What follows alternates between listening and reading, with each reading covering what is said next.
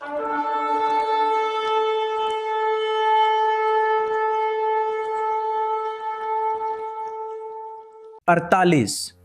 पराशात शोफ्तीम, न्याय, नेतृत्व और आने वाला राजा। तौरा देवारिन 16-18 से 21। 9 हफ्तारा यशाया 51-12 से 52-12। ब्रित हदाशा प्रेरितों के काम 3-22 से 26। मत्ती 5-17 से 20। यूहन्ना 7-40 से 52। परिचय। पराशात शोफ्तीम का अर्थ है न्यायाधीश। इस भाग में मूसा इज़राइल को सिखाते हैं कि परमेश्वर की वाचा में रहने वाली एक जाति को किस तरह चलाया जाना चाहिए। परमेश्वर ने न्याय, धार्मिकता और दया को बनाए रखने के लिए न्यायाधीशों, याजकों, राजाओं, भविष्यवक्ताओं और शरण के नगरों की व्यवस्था दी। इस पराशा की मुख्य आयत है सेदेक सेदेक तिरदोफ, न्याय, हाँ, न्याय का पीछा करना। सेदेक यानी न्याय और धार्मिकता शब्द को 2 बार दोहराया गया है। इससे यह बात और मजबूत होती है कि परमेश्वर के लोगों को जीवन के हर क्षेत्र में सक्रिय रूप से धार्मिकता और न्याय का पीछा करना चाहिए। शोफ्तीम का मुख्य संदेश है, परमेश्वर चाहता है कि हमारे हृदय, घर और समुदाय उसके न्याय और सत्य के अनुसार चलें। भाग 1 शोफ्तीम और शोत्रीम, न्यायाधीश और अधिकारी। व्यवस्था विवरण 16-18। शोफ्तीम व शोत्रीम टिटेन लेचा। इब्रानी शब्द श बराबर न्यायाधीश बराबर अधिकारी या प्रशासनिक कर्मचारी। परमेश्वर ने इज़राइल को न्यायाधीशों और अधिकारियों दोनों को नियुक्त करने की आज्ञा दी। दोनों क्यों? न्यायाधीश सही निर्णय देते थे, अधिकारी उन निर्णयों को लागू करवाते थे। बिना लागू किए न्याय कमजोर हो जाता है और बिना न्याय के शक्ति का प्रयोग अत्याचार बन जाता है। आत्मिक शिक्षा।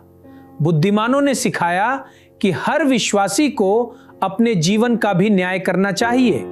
हमें अपने विचारों को जांचना चाहिए, अपनी मंशाओं को परखना चाहिए, अपने व्यवहार को नियंत्रित करना चाहिए।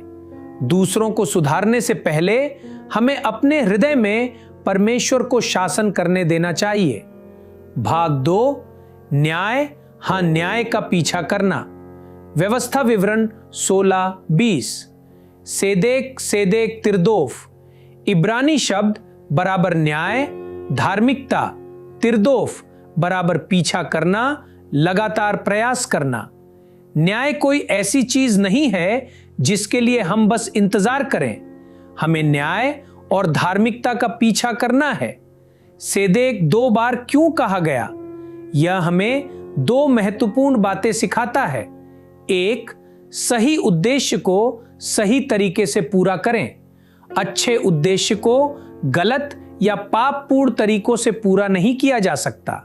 2, परमेश्वर और लोगों दोनों के सामने न्यायी बने। हमारी ईमानदारी केवल लोगों के सामने नहीं बल्कि अकेले में भी होनी चाहिए। जीवन में लागू करें। परमेश्वर हमें बुलाता है कि हम सत्य बोलें, कमजोर लोगों के पक्ष में खड़े हों, निष्पक्ष व्यवहार करें, ईमानदारी से जीवन जिएं। न्याय केवल कानून से जुड़ी हुई बात नहीं है, न्याय परमेश्वर के चरित्र को दिखाता है। भाग 3 भ्रष्टाचार और समझौते से सावधान रहें। व्यवस्था विवरण 16-19। रिश्वत बुद्धिमानों की आंखों को अंधा कर देती है। इब्रानी शब्द शोखाद बराबर रिश्वत। तौरा हमें सिखाता है कि भ्रष्टाचार अक्सर छोटे छोटे समझौतों से शुरू होता है। आज की आत्मिक रिश्वत आज हमारे जीवन में ये चीजें हमें सत्य से समझौता करने के लिए प्रेरित कर सकती हैं। लोकप्रियता, पैसा, पहचान और सम्मान, व्यक्तिगत लाभ, लोगों का डर, जो भी चीज हमें सत्य छोड़ने के लिए मजबूर करती है, वह हमारे लिए एक आत्मिक रिश्वत बन सकती है। अपने आप से पूछें, मेरे फैसलों को सबसे ज्यादा कौन प्रभावित करता है? क्या मैं लोगों की स्वीकृति पाने के लिए सत्य से समझौता करता हूं? क्या परमेश्वर के प्रति मेरी निष्ठा मेरी सफलता की इच्छा से बड़ी है? सही न्याय करने के लिए शुद्ध हृदय जरूरी है। भाग 4, राजा और भविष्यवक्ता। व्यवस्था विवरण 17 से 18। राजा के लिए परमेश्वर की आज्ञाएं। राजा को इन चीजों को बहुत अधिक जमा नहीं करना था। घोड़े, पत्नियां, चांदी और सोना। क्यों? क्योंकि नेताओं को इन चीजों पर भरोसा करने के बजाय परमेश्वर पर भरोसा करना चाहिए। सैन्य शक्ति, राजनीतिक संबंध, धन, दौलत। राजा की जिम्मेदारी। राजा को अपने लिए तौरा की एक पुस्तक लिखनी और उसे लगातार पढ़ना व सीखना था। सिद्धांत। सच्चा नेतृत्व परमेश्वर के वचन के अधीन होने से शुरू होता है। मूसा के समान आने वाला भविष्यवक्ता। व्यवस्था विवरण 18:15। तेरा परमेश्वर यहोवा तेरे बीच में से तेरे लिए मेरे समान एक भविष्यवक्ता खड़ा करेगा। इब्रानी शब्द नबी बराबर भविष्यवक्ता। ये भविष्यवाणी मसीहा की ओर संकेत करती है। ब्रित हदाशा से संबंध। प्रेरितों के काम 3 में पत्रस बताता है कि यीशुआ वही भविष्यवक्ता हैं जो मूसा के समान आने वाले थे। समानताएं। दोनों ने परमेश्वर के लोगों को छुड़ाया, परमेश्वर के वचन बोले, वाचा के संबंध को स्थापित किया, चिन्ह और चमत्कार किए।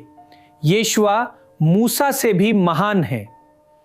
भाग 5, आत्मिक समझ और झूठे भविष्यवक्ता। व्यवस्था विवरण 18:20 से 22। तौरा हमें सिखाता है कि भविष्यवाणी करने वाले लोगों और उनकी शिक्षाओं को कैसे परखा जाए।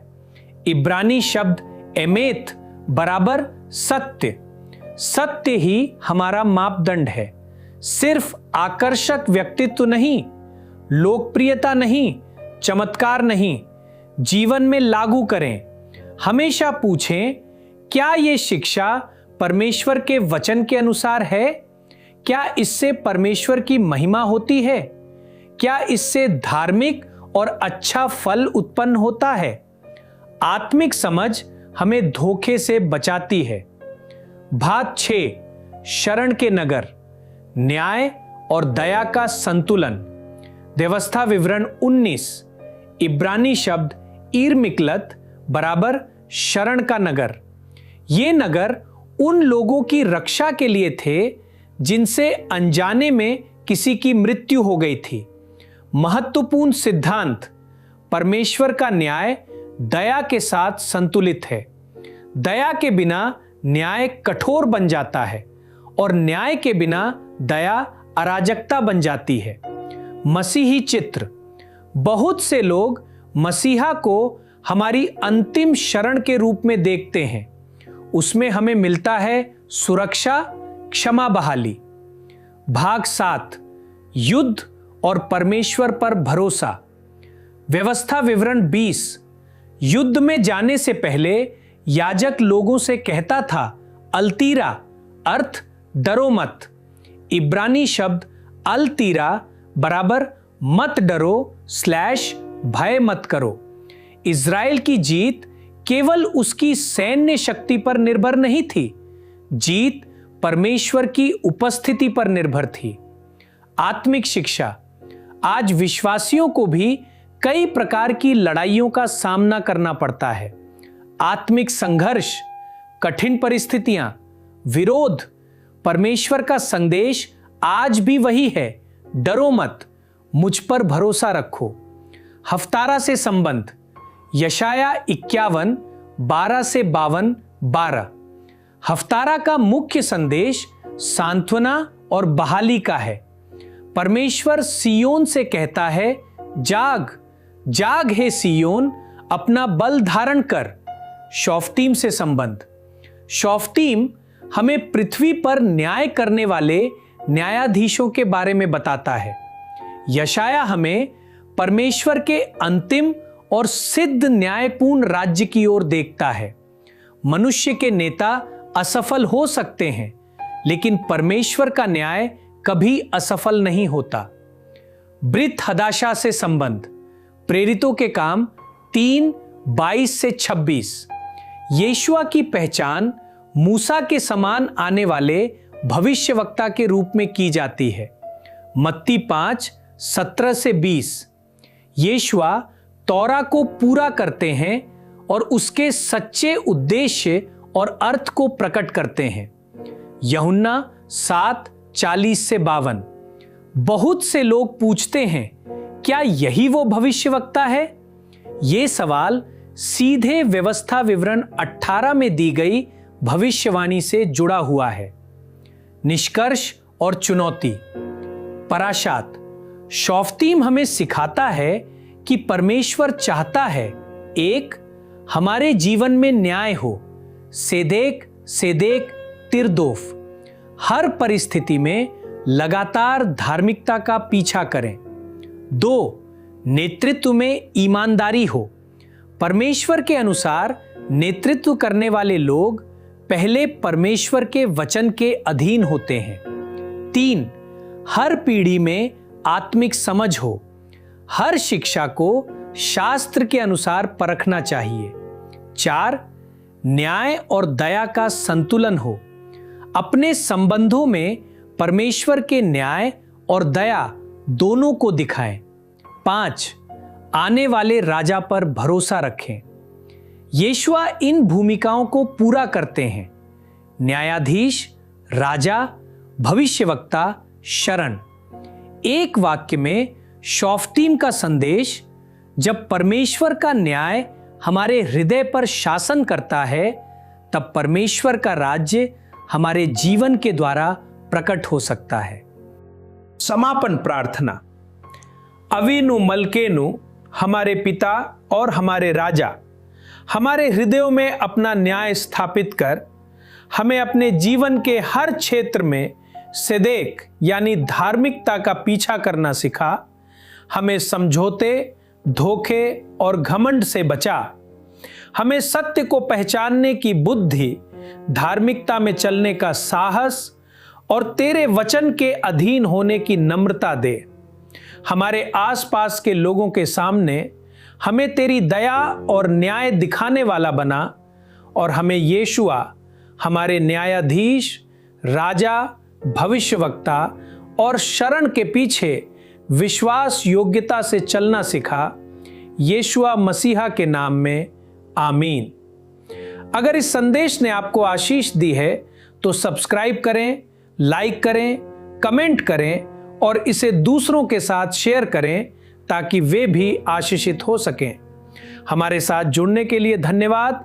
शब्बात शालोम।